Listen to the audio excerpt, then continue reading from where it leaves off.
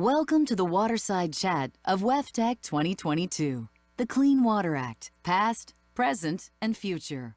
Please welcome WEF Immediate Past President Lynn Broaddus.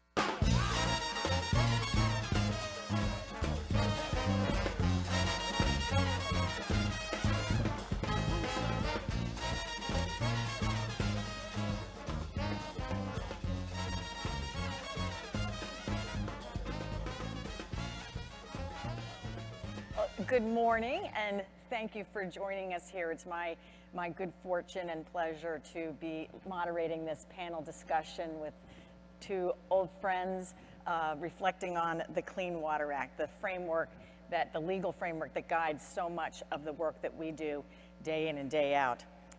It's become part of almost like the air that we breathe. We take this for granted, but of course, it wasn't always so. This act came from somewhere. And in fact, 2022 marks the 50th anniversary of the Clean Water Act, which fundamentally changed the way that we manage surface water in this country. And to mark this milestone, WEF this year's Waterside Chat is focusing on the past, present, and hopefully future of the Clean Water Act through a couple of panel discussions and a speaker. And there aren't too many of us here that were in the room where it happened, so to speak, back in '71 and then '72 when it was passed. But I should note that the Water Environment Federation was certainly there. Our member staff and volunteer leaders played a critical role in helping to shape this act that we depend so much on. And while the three of us weren't there in the room where it happened 50 years ago, my guests have each been history makers in their own right and in their own ways through testing, improving, applying, and enforcing that Clean Water Act for the last 30 to 40 years. I should also just take a moment to thank, as we reflect on this law, to thank the citizen activists and politicians who may not be represented in this room, but were so critical for making that happen. It's our job to kind of put the law to work, but others worked to make that law come to be. So let me just introduce my two guests. Tony Parrott here, CEO of Louisville and Jefferson County Metropolitan Water Sewer District, also a WEF Fellow, and previously Executive Director of the Metropolitan Sewer District of Greater Cincinnati. It's great to have you here, Tony. Great to have you. And then also Ben Grumbles, Executive Director of the Environmental Council of the States, and previously Secretary of the Maryland Department of the Environment, as well as Assistant Administrator of Water at US EPA, and Senior Staff and Counsel for the Transportation and Infrastructure and Science Committees in US Congress. So you can see we have a good breadth. And some of you may be expecting to see Nancy Stoner up here as well. Like some other speakers and panelists yesterday, Nancy got grounded by a certain little virus we're all too familiar with. So, but we're going to have a great conversation, and I know she wishes she could be here with us. But anyway, thank you for Tony and Ben for managing to stay COVID-free for a couple more days. And it's hard to fit 50 years into 20 minutes, but we're going to do our best here. And let me start the conversation with a question for the two of you about the Clean Water Act's impact. What we know as the Clean Water Act is actually an extensive update or amendment to a previous law, the Federal Water Pollution Control Act. Now we had these federal laws in place before, 20 years ago, but rivers were still burning, there were major fish die-offs. Some of us remember what it was like to swim in creosote-laden waters and that sort of thing. And certainly our urban waterfronts were so repulsive that nobody wanted to live or walk down there. Why was this Clean Water Act 50 years ago so different? Why did it really turn the tide when previous laws weren't able to do that? Yeah, well, first I have to say that celebrating the 50th anniversary of the Clean Water Act this month could not come at a better time when the country is so seemingly divided and partisan, and the Clean Water Act is a true celebration, not just in '72, but what's happened over the 50 years. And so what happened in '72, though, in an unprecedented way, the Congress stepped up in a totally bipartisan manner and put in place a very strong federal approach of national standards and neighborhood solutions that would be implemented through both national technology, effluent limitations, technology-based limits on industries and municipal wastewater, and also coupled with water quality-based standards. And I would just say the biggest step in '72 was that the Federal Water Pollution Control Acts of 46, or the 40s and 50s and even the 60s were transformed so that the national water quality standards were in place, not just for interstate waters, but in every single state. So launching this cooperative federalism based on funding and regulatory and partnership strategies, that's what really started happening in '72.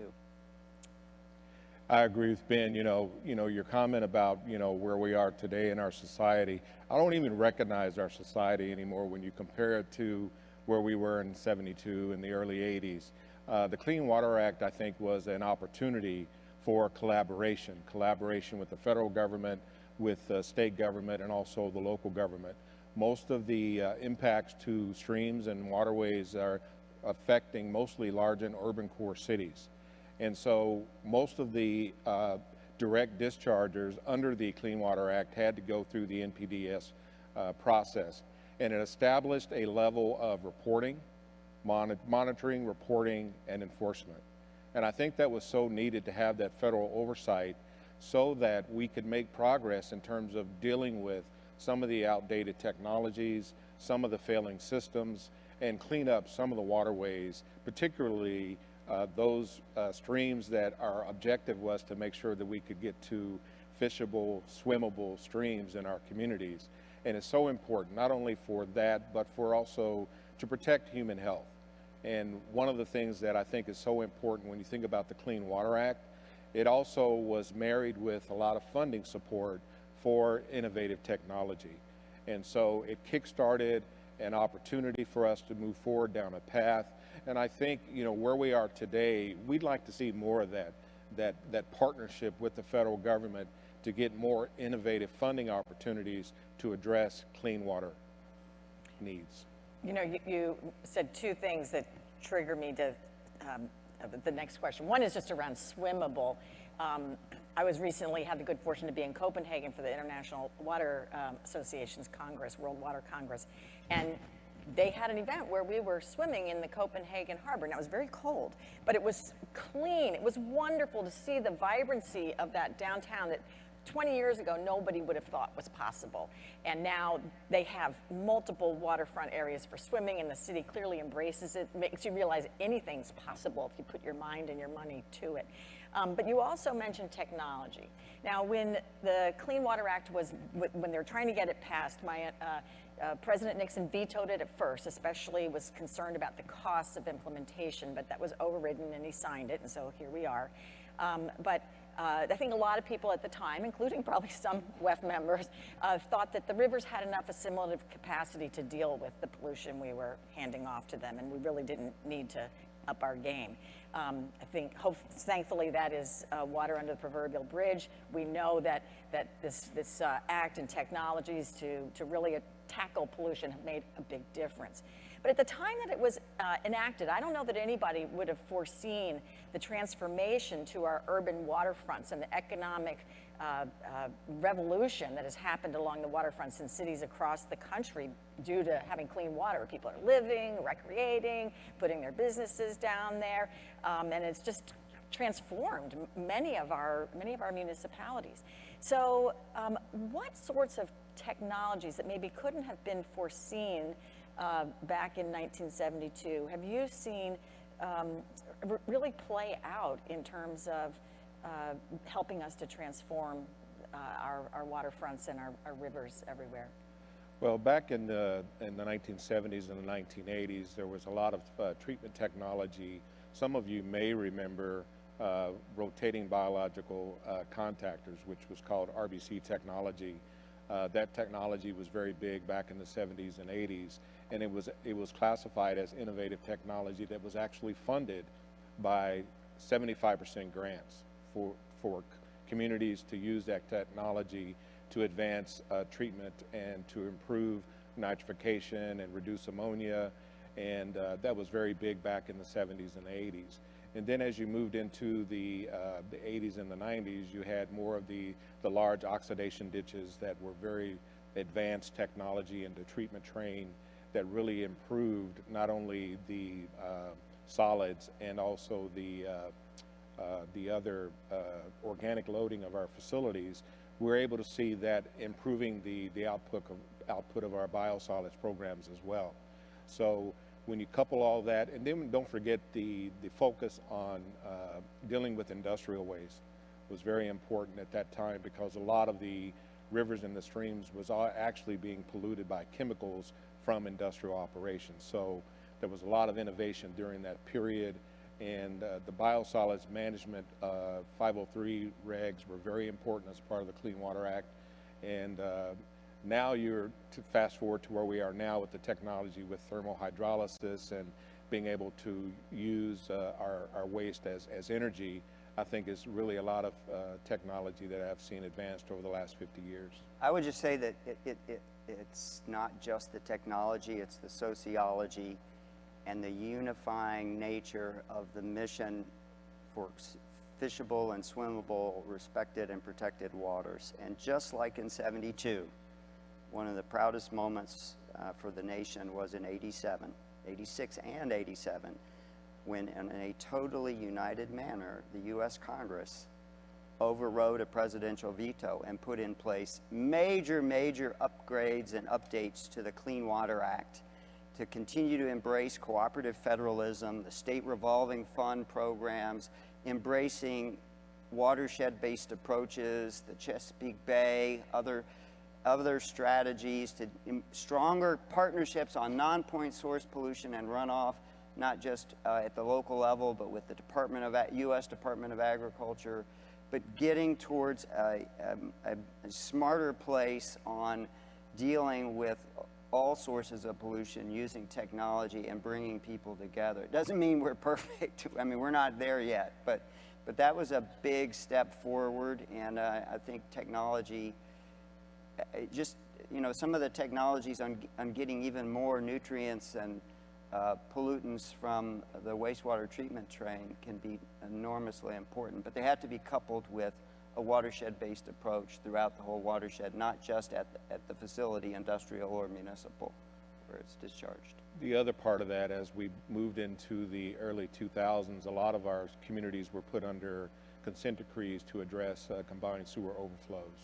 Yeah. And every major urban city in America, particularly in the Midwest and the East, is under a consent decree to deal with those large programs. And we're spending billions of dollars in every city to address CSO mitigation.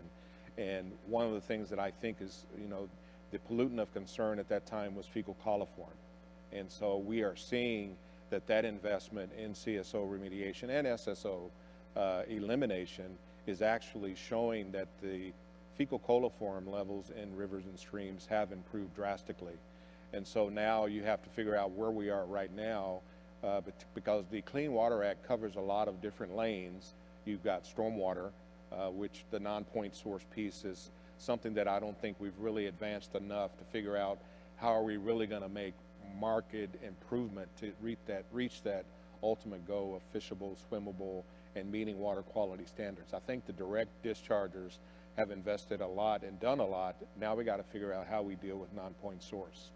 Which makes me think about, you know, how technology has helped us bring down the cost of some of that compliance and cleaning. You know, thinking of like smart sewers and smart stormwater that helps us better manage what we have and brings down those scary costs that loom over communities. Anyway, let me just sort of shift us just a little bit into looking towards the future. I know we'll have a whole panel on the future, but you know, 50 years ago, they couldn't have foreseen all the challenges to the to clean water that we have in front of us now. And they also, you know, there were also very real challenges around some of the issues that they did see, but didn't have the political coalitions and will to overcome and tackle. I'm thinking sort of agriculture and that sort of thing. But if you were starting this all over again, what sorts of things would you incorporate into that Clean Water Act, or what would your magic wand accomplish? You know, the first thing is, no one should just simply be wringing their hands saying all the low-hanging fruit has been harvested. We're really, our backs are up against the wall. Because the power of information, the digital age we're in, with modeling and remote sensing and really being able to target the stressors, the sources of pollution, the viruses, whether it's COVID or others, is really important, and that's going to help hopefully lead towards technology and watershed-based solutions. So, you know, in recognizing the Clean Water Act is one of many federal national environmental laws, is really create a platform for information and innovation and partnerships. I would, you know, simply say that the Clean Water Act of tomorrow really needs to embrace the watershed approach. That means taking some risks because you're working with new partners, and you need to create incentives. So the Act is it may never truly regulate groundwater or regulate non-point source in the way it does point source. So the new Clean Water Act champions need to embrace the role of states and watershed organizations and citizen suits to ensure that there are opportunities for the private sector and others to align climate strategies and resilience with Clean Water Act goals, and I think that's where we really need to focus for the future. You know, one of the things that I would like to advocate for is that we continue to have the same level of collaboration between the federal level and the regional level of EPA. We would have not made the progress that we have made if it wasn't for the collaboration that we've had all the way from the AAs, the Ben Grumbles and the Nancy Stoners and now the Rodica Foxes, to all of the staff of the EPA water division. Very collaborative and working with us to try to figure out what is the bad cat. You heard that term, right? Bad cat. When I first had bad cat, I didn't know what they were talking about, but there's so many analogies, but bad cat basically is the best available technology, and working to say, because we really, under our CSO initiatives, really got a lot of collaboration with EPA to look at sustainable new ways to be able to address CSO mitigation. And with the sensor technology and the better modeling that we have today, it's going to allow us as direct dischargers to adequately size our facilities. There was a lot of oversizing of facilities because we just didn't have accurate data. And now we have very, very good models, very good data, and we can really adequately size our facilities so we're not overspending. And then maybe some of those additional dollars that frees up will allow us to focus more on non-point source, or it will allow us to look at how we can set priorities and what we really want to achieve locally with emerging contaminants. Really terrified about what's around the corner with PFAS and PFO and all that, because it is going to be something that we haven't even addressed nutrients and phosphorus yet in our country. And so when you think about that emerging contaminant of PFAS, it really scares me to death. But I think with that collaboration going forward between the federal, state, and local levels, we'll be able to get through it. Yeah, I can understand why these forever chemicals, as they say, are pretty terrifying on an optimistic note. I know there are some folks out there on the exhibit floor that are working to address PFAS. Absolutely. You know, obviously we want to deal with it at the source as much as possible, but for what we're left with, and I'm sure each of us has PFAS in our clothing or something somewhere, we can't really get away from it. And, you know, Tony, you touched on something really important, I think, about the role of technology really in affordability. You know, we think of affordability oftentimes in terms of rate structures and federal grants and that sort of thing, but technology plays a big role in affordability as well, and how we can do things better for less. So I'm glad you pointed that out. But it's not just technology, it's bringing in other partners who can find much more cost-effective, Yes. sustainable solutions for healthy watersheds. That's Yeah. really important for Absolutely. the future of the Clean Water Act. Absolutely. And I even think of, yesterday's keynote was about social media and how we work as people. And I remember a couple of years ago at WEF Tech being in a stormwater session, the stormwater luncheon, where they were talking about this, a guy from the Hampton Roads area using social media, where people were out there capturing what the flood stages were to help them model and avoid and manage for less their stormwater. So it's not even just big agencies, it's also us as individuals helping to better manage that. So we're all part of the solution. Well, I want to really thank Tony and Ben. We could have a conversation for quite a long time. There's a lot of territory to cover here, but I hope that conversation will continue into the hallways and into the evenings and into the months and years ahead. So join me in thanking Tony and Ben for being here with us. So Thank you. and we will exit and make room for our next speakers. So.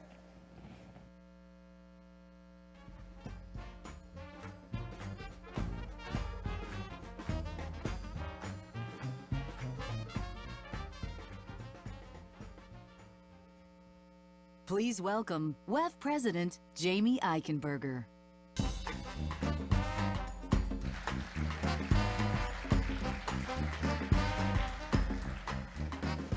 good morning, everyone. I just wanted to say thank you to the first panel for their perspective on the past 50 years of the Clean Water Act. Our last panel will discuss the future of water and the Clean Water Act. But now, between the two panels, we have a speaker who can bridge the past and the future because of her position here in the present. We are honored to have with us Radhika Fox, the Assistant Administrator for the U.S. Environmental Protection Agency's Office of Water. Prior to joining EPA, Radhika served as Chief Executive Officer for the U.S. Water Alliance, Director for Policy and Government Affairs for the San Francisco Public Utilities Commission, and the Federal Policy Director at PolicyLink. Radhika has used her 20-plus years of experience to address the most salient water issues facing the nation, including climate change, affordability, equity, governance, innovative finance, and the evolution of the One Water movement. Radhika holds a BA from Columbia University and a master's in city and regional planning from UC Berkeley, where she was a HUD Community Development Fellow. To help us celebrate the Clean Water Act and share her thoughts on the law's past, present, and future, please join me in welcoming Radhika Fox.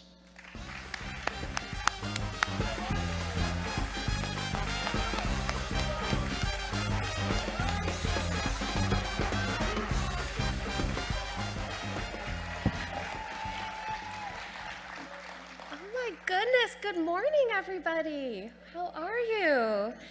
Thank you, Jamie, for such a warm welcome. And I just have to say congratulations to Walt Marlowe, the Board of Trustees of WEF, the entire team at WEF.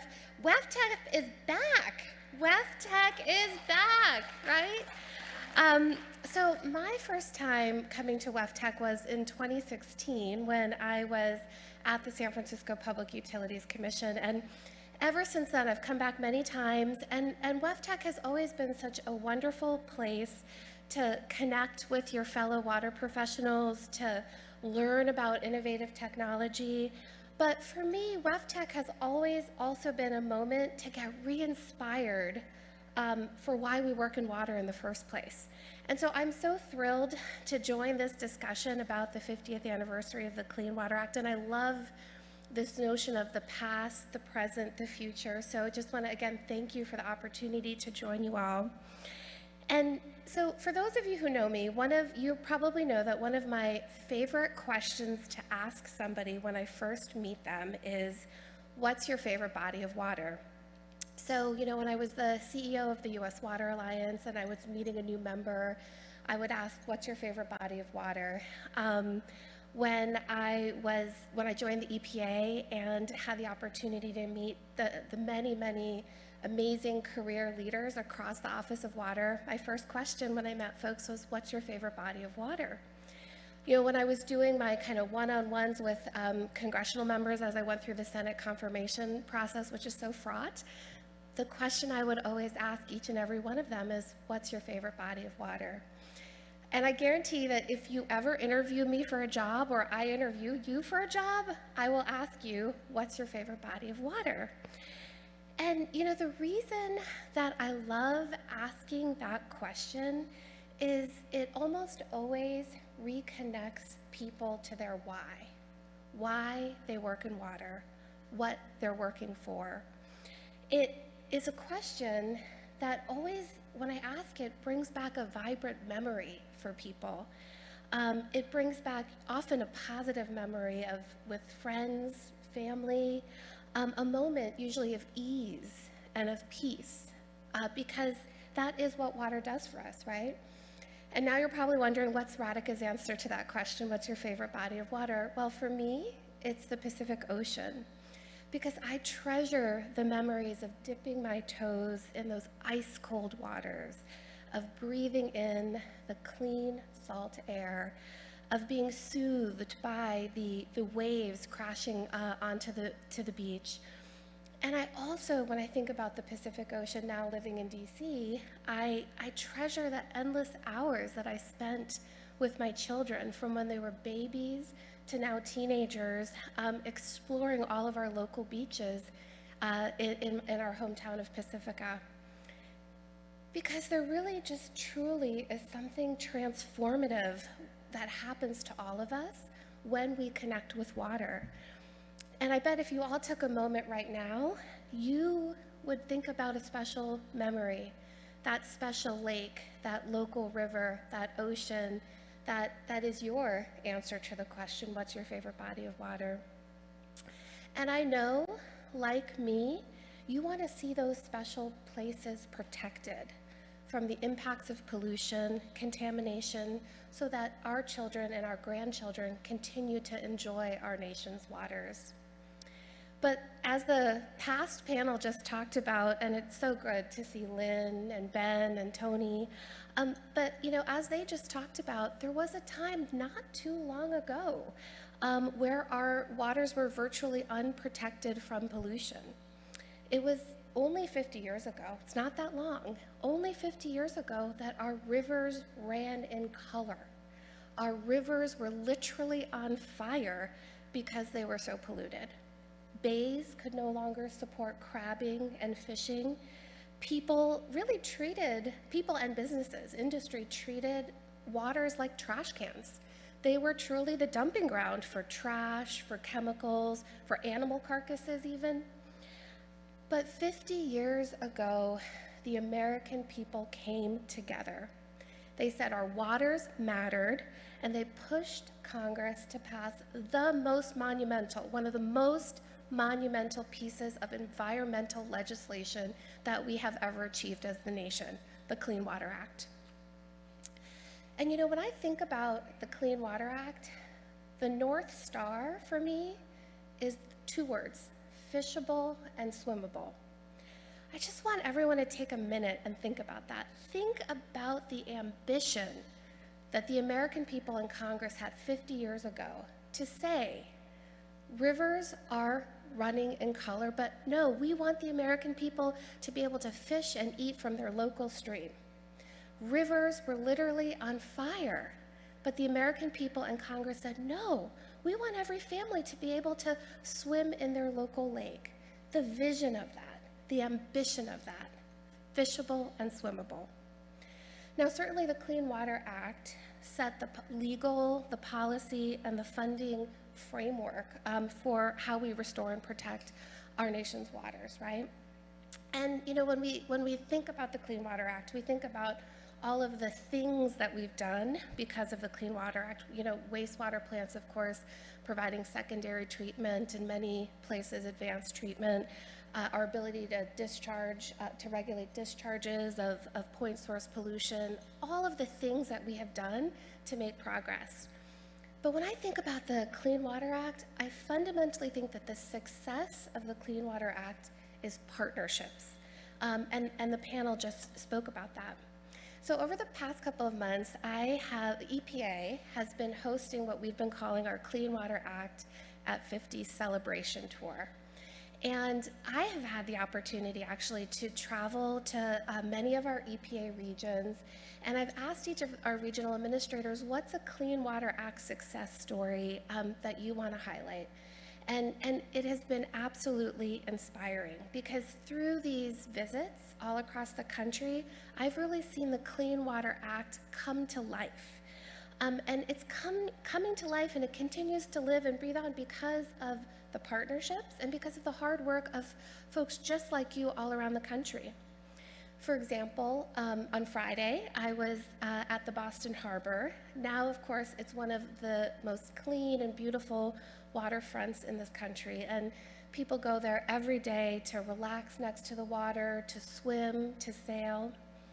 But if you think back just a handful of decades ago, the Boston Harbor was known as the dirtiest harbor in America. You know, people were cut off from the water, and I was there on Friday with Senator Ed Markey, and we actually also visited with about 80 fifth grade students from East Boston. And Senator Markey, who has represented that district for over 40 years, said, was sharing this story with the fifth graders of how his parents would warn him, don't touch the water, don't go near the water. That was the reality for him 40 years ago, but because of the Clean Water Act, EPA and state and many local partners, filed a lawsuit to seek compliance with it.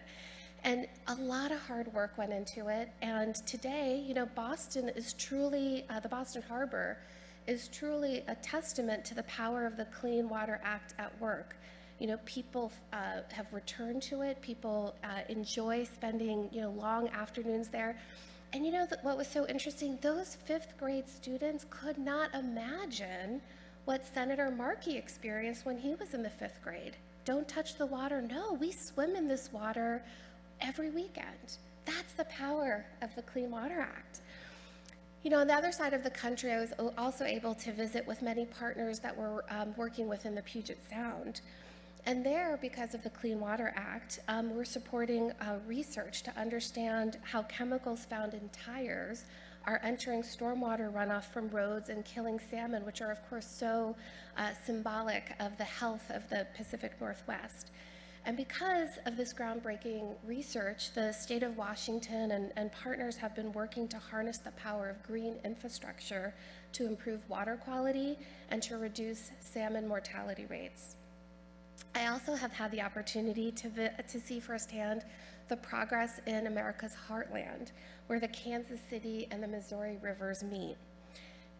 These two rivers were once flush with raw sewage, industrial waste, and floating animal carcasses. And I just have to say, I didn't believe the animal carcass piece until they showed me photographs from National Geographic decades ago. But again, here too, because of the Clean Water Act, the state, local partners, EPA, have funded treatment processes, and Kansas was empowered by the act to establish a water quality vision based on their unique needs and priorities. And now when you go to the confluence of the Kansas and Missouri rivers, what do you see? You see people celebrating big moments like a marriage proposal and weddings, and to really enjoy the river and the beautiful skyline right around that. And what I want to say is, these stories are certainly stories of environmental progress, but really they're stories of partnership. And mostly they are stories about the power of people to affect change, just like all of us here today at WEF Tech. But of course we know there's, our work is not done. There is so much more for us to do on behalf of our nation's water. So I love, again, this theme of past, present, future, because it gives us both an opportunity to celebrate what we've accomplished, and the water sector is not always so good about celebrating their successes. So we need to be celebrating those successes, but it's also a chance to really recommit ourselves to the next 50 years of progress. And you're about to hear from the future panel, and let me tell you, it is going to leave you optimistic about the future of clean water when you hear from these young people. And I'm also optimistic because, you know, thanks to President Biden and Congress, we have $50 billion to invest through the bipartisan infrastructure law, single largest investment in our nation's water infrastructure ever. And I truly believe that that $50 billion is going to supercharge the next 50 years of progress under the Clean Water Act.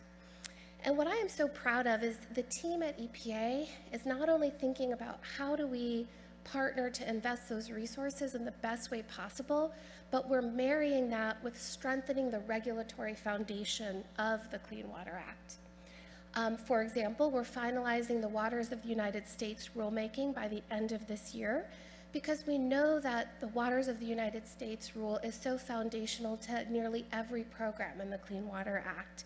And so we're focused on crafting a durable definition that prioritizes effective implementation in communities all across America. We're also taking action to strengthen the authority of states, territories, and tribes through our 401 water quality certification rulemaking.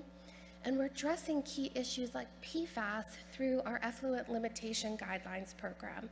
So we're really marrying those infrastructure investments with a strong regulatory foundation. That's how we chart the next 50 years of progress. So again, 50 years ago, we made a bet on our nation's waters, and the American people got to work.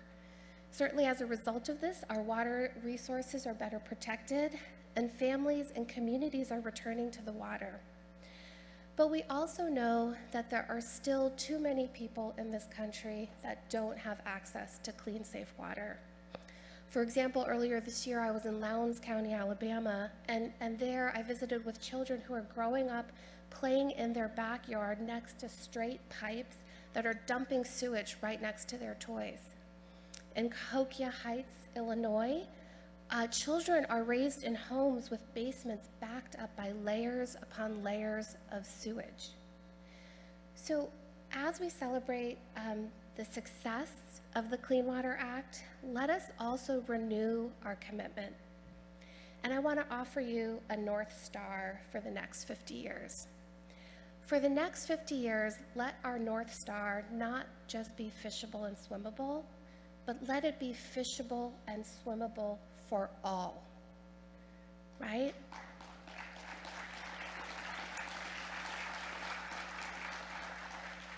Clean water for all. Let that be our North Star. And I know, and I'm optimistic about this, right, is because of the dedication of all of you here at WEF Tech, that in 50 years, my hope will be achieved. My hope is that all of our children, all of our grandchildren, regardless of their, the color of their skin, their zip code, or the amount of money in their pockets, that they will have clean water for all. Look, clean water progress is going to take all of us, right? And so today, you know, as you make your way through the exhibit hall, as you enjoy the fantastic technical sessions that WEF Tech is so known for, I want you to ask people that you meet, what's your favorite body of water? And when you go home, ask that question, because it brings us back to our purpose. It brings us back to our why. And when we all work together to find common ground, and when we work with common purpose, we will be able to carry out the next 50 years of progress. For that, I'm sure. So again, thank you all for your service and your commitment to our nation's waters, and happy 50th anniversary. Thank you so much.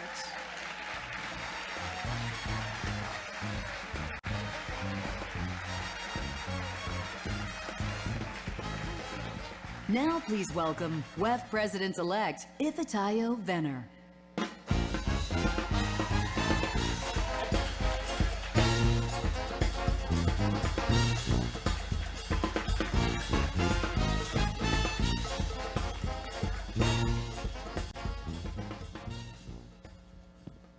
Good morning, and thank you to Assistant Administrator Fox for sharing that message, clean water for all. I think pretty much all of us can get behind that, and certainly WEF, that's WEF's goal as well.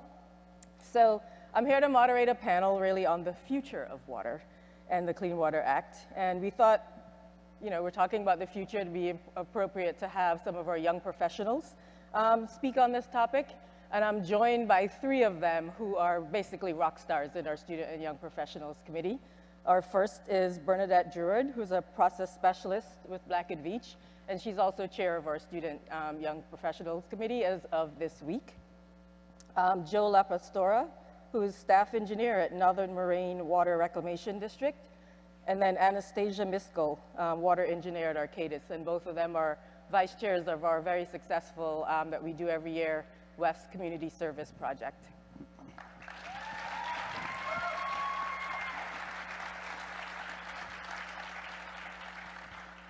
All right. So in the first 2 segments of this session, we heard that the Clean Water Act has led to a lot of progress in this country, but it hasn't really fully realized its goals.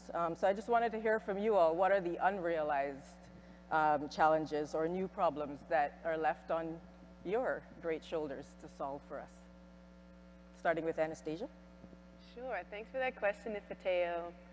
When I think about the unresolved challenges still related and remaining related to the Clean Water Act, I'm trying to think specifically of 2 of my own personal experiences.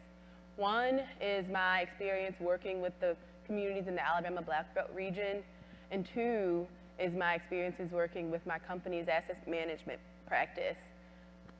When I go and visit in the Alabama Black Belt region and I see firsthand the spray fields where raw wastewater is spraying and backing up onto residents' lawns in that area, in the Black Belt, an area marked and characterized by its low-income minority population, I am completely reminded of the unresolved challenge that we have in our country still of truly having equitable, sustainable, resilient access to clean water and sanitation for all being realized. And so when I see that, I'm reminded of that. And also working in our asset management practice, I am often, as a young engineer, not super experienced coming in, baffled by the state that a lot of our utilities that we work with are in, and that asset management is in its infancy, actually, in a lot of regards for a lot of utilities. And when you see that the majority of failures are related to resilience factors, it's not a design flaw, it's not operational issues. Usually it's because the infrastructure has just gotten too old and the assets haven't been managed properly over the last several years. And so when I think of those 2 challenges, I think that they are formidable challenges, but I do think that we have the practices in place. When I see the advocates in the Alabama Black Belt region that are crying out, the engineers that are working with them, Arcadis has sponsored some funding to try to help support those communities, for instance. And when I see the asset management programs that are being developed with those key goals in mind of resilience, sustainability, and equity that operationalize those goals, I'm very hopeful and inspired to continue to work us alongside our utilities and other members of the water community to help realize those goals of the Clean Water Act. Thank you. Bernadette, anything to add? Yeah, so I'll add on that, and just to say that those who are already vulnerable, who already are lacking access, with the climate emergency upon us happening right now, that becomes that much more urgent because people will continue to suffer from these water challenges. And although that is really scary, to be looking at the beginning of my career, all of these, failing infrastructure or lack of infrastructure, it's also a huge opportunity and a really a good reminder that now is the time to start reaching out beyond who's already here at WEF Tech and better connecting with community activists, with the unusual water stakeholders as we may think of them. And I think also having better interaction with our legislature and our regulators. It's been really great to see so many folks from EPA and all the different regions here. and just, you know, coming together as a water community and expanding that, you know, beyond our doors to the folks who couldn't be with us in person today. Yeah, just an add-on there from the public utility perspective. The way that I hear this question that Ifate was asking here is, you know, what keeps me up at night?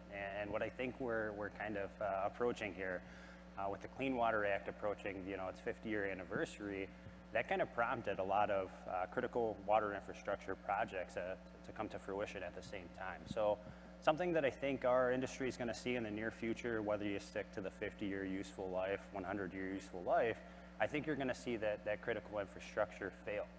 And whether it's replacement, rehabilitation, or completely new installs, it's going to be something that we are going to have to face together. And it's wonderful to hear the consulting perspective acknowledge that and work with the utilities.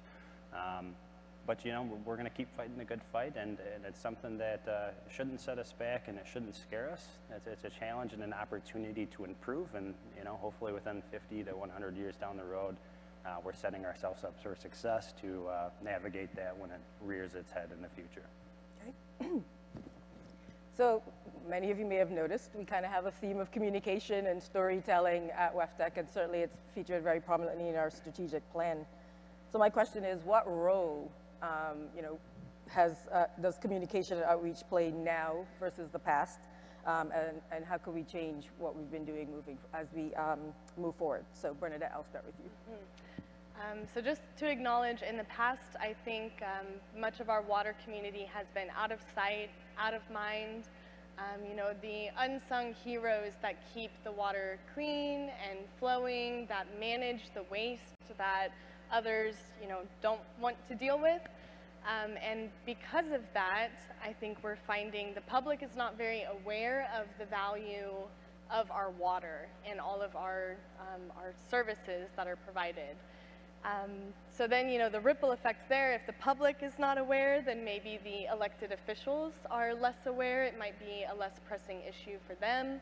And, you know, that kind of translates to, do we have policy that is keeping up to help us address the challenges that we're facing? And the recent climate bill, the Inflation Reduction Act, you know, the climate bill that we've got is a really good example of how policy can enable us to solve these challenges. But I would say that will only be possible, and building on that will only be possible if the public understands the value of water. So I think that public communication and outreach are going to be critical for us, you know, looking forward to our careers. I'm the incoming chair of WEF's Students and Young Professionals Committee, and we have a lot of big changes coming to help us really, you know, realize that and help WEF reach the goal of life free of water challenges for all. So again, you know, lots of opportunity. I am optimistic for the future. Yeah, but it's going to take all of us. So Joe and then Anastasia, do you have anything to add? Yeah, excuse me. I won't hammer home what the past 50 years have looked like. I think Bernadette nailed it. Out of sight, out of mind, right? But what do the next 50 years look like? And I think we're starting to see that change and that turn into positive public education and outreach. You're seeing early education tours of drinking water facilities, wastewater treatment facilities. Our students are learning about green infrastructure at an age that I know when we were in school, we didn't have that opportunity. You're seeing utility members kind of hit these new challenges with creative ways and creative aspects, right? So I'll touch on a few examples here. The WEF's Water's Worth It campaign that kind of hit back in 2019 by a book written by Lori Harrison. That's a great public education and outreach tool. Personally, at my utility, we actually just outfitted our own televising van, and our mission was to really put public education at the forefront. So our nice vinyl wrap that ended up being installed was the public education component of Don't Flush Wipes, you know. And what I hope we continue to do over the next 50 years is continue to build upon these recent successes when it comes to the public ed and outreach component. I think it starts at the utility members. I think it continues on with the consultants, and as Bernadette said, we're all in this together, and I really do think we are on a good path. Really well said. And just to continue to think about and expand that picture, one thing for me that's going to be critical and that I'm really grateful that I'm seeing a lot more of is cross-sector collaboration. It's so easy, like we're at the Water Environment Federation, the majority of us are engineers, we're scientists, and we work with one another on a day-to-day basis. But how often do we engage with our public health, our medical field, our educators, and how much of a challenge do we often have whenever we try to work cross-sectorally? And so I'm really excited about how much more we're leaning into cross-sector collaboration. A personal experience for me was working with the innovation program with Unleash related to the Alabama Black Belt, which is how I got involved with that work. We had an organization and a collaboration of people from, that included university professors, students, public health specialists, medical professionals, advocates and activists in the community, which are often not included. And when I tell you, the environment in those, it was a virtual event, but in those breakout rooms was truly electric. When you have people that have been working on the same issue from so many sides finally coming together, it was incredibly electric, and I'm really excited that I'm seeing more of that, and I think that's going to be critical as we continue to move forward and seeing the progress that we want to see. Great. All right. So how do young professionals view their work in water as part of something bigger than just improving water quality under the Clean Water Act? Joe? Yeah, that's a good question, and boy, is it a tall task to speak on behalf of all young professionals here. But you know, I've had a good opportunity to work with some of the most inspiring and wonderful young professionals in my short time with the Water Environment Federation here. I think I'll be confident when I say this, and that I'm not alone, and that I think we already recognize that we're doing more than just improving water quality. You know, we're truly improving public health and human health, right? Again, I just go back to the success stories of the incredible young professionals I work with and take it a step further and say they're doing it. They recognize it from day one, and that's, you know, a sole turnout from academia, our supportive, distinguished professionals in this field, and they're giving us the opportunity to continue to build upon the success that's already been out there, right? One thing I want to touch on here, it's something I hear quite a bit in our industry. I've heard it once or twice over the years, and that's the younger generation is full of disruptive thinkers. Negative, positive, I'll let you guys be the judge, but I see that as a positive thing. You know, our generation came into this industry, and we recognize that a lot of work has been done so far, right? I'll touch on the first panel. We talked about the low-hanging fruit over the first 50 years, and I think back to my academia time and my environmental law course, and something that comes to mind is the 90-10 rule. Over those first 50 years, we did about 90% of the work. We got that low-hanging fruit, if you will, and it only took us about 10% of our effort. So over the next 50 years, I think we're going to see the flip. We're going to move into that 10% that remains, really hone in on these emerging constituents, and really tackle the tougher issues, if you will. And it's going to take 90% of the effort that's remaining. So with regards to that question, you know, young professionals, I think we realize it. I know firsthand that we're full of a lot of motivated young professionals who are really committed to this industry, and I see nothing but success here in the near future. Great. See, you spoke pretty well for that one, I think. Oh, Bernadette? Yeah, so I want to add to that, you know, that closing, I'm looking at a statistic that I pulled from ASCE as we were preparing for this, that closing the investment gap would create 800,000 new jobs. And so for our generation and seeing the value in what we do, the community that we have in this space, you know, I studied chemical engineering, so I went and worked in manufacturing and semiconductors and all kinds of things, and I didn't enjoy it until I found my community and I came to WEF Tech as a student, and I was so blown away and said, you know, this is where I want to be. And that was 5 years ago, so I'm really happy to be here. But if we don't have water, if we don't have sanitation, how is our economy going to keep moving? How are our schools going to stay open?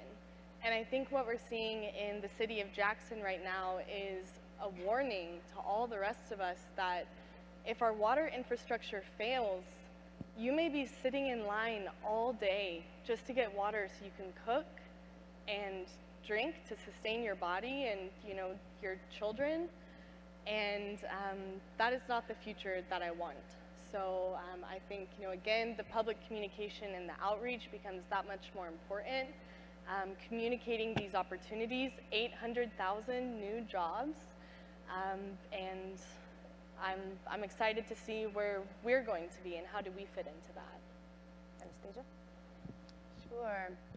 When I think about young professionals and the impact and legacy that we want to have on the water industry, it makes me think of actually a YouTube video that I'm really a fan of. I show it to people whenever I get the chance. It's for World Humanitarian Day, and it's the legend herself, Beyonce, and she is incredible in that video, and she's singing a song that she has called I Was Here. And that song, honestly, watching that YouTube video is incredibly powerful, and it often makes me emotional. But it really goes to, I think, what is driving a lot of the young professionals you see here today that give a ton of volunteer hours at night on the weekends for this water cause.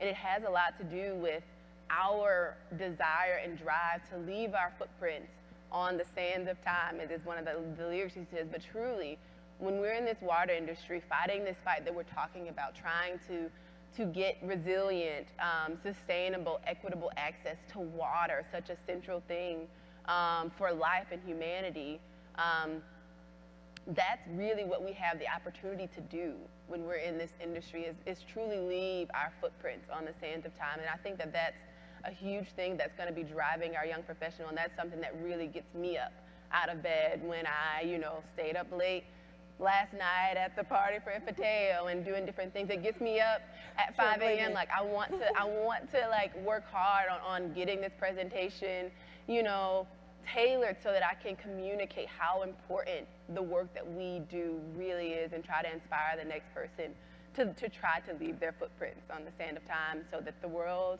in the future can know that you were here and feel that you were here, that you did the work that you were called to do. Love it, love it, love it, love it. All right, so I want you to look into the future. So like the next 50 years, right? So Waterside Chat 2072, 100th anniversary of the Clean Water Act. What legacy do you want to leave behind for people on the next panel to talk about? And what might still be on the list? I'll start with you, Bernadette. Okay. Just a few seconds, actually. Okay.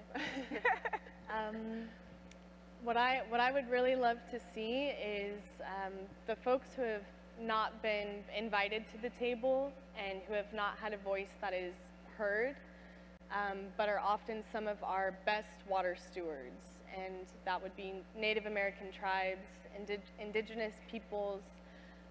You know, there's a lot that we can learn, and I think bringing those water stakeholders to this table will really help us advance and reach a lot of our goals. But collaboration beyond the individuals and like the community level, but collaboration with the agricultural sector as well, and many other industries to help us all work together. I grew up farming in rural Kansas, and I mostly work on biosolids end use and biosolids quality these days. And my favorite days at work are when I get to talk to a farmer about how biosolids have helped his fields be more resilient and retain more water under extreme drought conditions, like what we're seeing in Texas and much of the West right now. But about 70% of our fresh water in the world goes towards agriculture. And a lot of our nutrient pollution is coming from those non-point sources. You know, it's not the water resource recovery facilities. It may be our cities or, you know, our fields with the fertilizer that we're putting out there. So what I really aspire to see is that circular water economy, you know, come to life, and everybody have a part there, because there is a role for everyone in this work. And the only way that we're going to be successful is if we do work together. Yeah, very brief add on there. we cannot get complacent. We've got a lot of work to do still. We're going to hone in on those new emerging contaminants, continue to tackle them as the science comes, but I'll sign off personally on a soundbite here. I think in the next 50 years, when we come back and do this panel, we're going to see some new things, something like a straight drinking water, a straight wastewater treatment facility to drinking water facility. Partner that with the public education and outreach, and the possibilities are limitless. So. Really good. I think that you guys did a really great job of summarizing a lot of the challenges that I think might still be there, and I think I'm hopeful that those challenges are going to be good challenges, like challenges of we've understood that we've gotten from wastewater being seen as just a waste and something to limit as much as we can to starting to recover those resources, and the conversations are more about that circular water economy, how we are connecting to our food energy nexus within the water industry. And I think that for me personally, the impact that I want to have left is related to a lot of what I've talked about today. I want to be as present as I can in the work that I do and working with utilities and helping them to create those plans today that'll bring them to where they'll be 50 years from now, to make sure that they are operationalizing these goals that we're talking about now, about being resilient, being sustainable, and being equitable in how we go about managing and operating our wastewater assets. And so doing that, and then also as much as I can, and that's why we're all here, inspiring the next person to know that they have agency to get involved and be a big part of this incredible fight that we're all a part of. All right, thank you very much. Well, just like Lynn, 20 minutes is not enough. We could go on all day, but I think you see why one of the favorite things I love to do within WEF is to hang out with the Student and Young Professionals Committee. Just amazing folks that really just make you have a lot of hope in solving all of our water challenges. So thank you all for joining us, and enjoy the rest of the conference.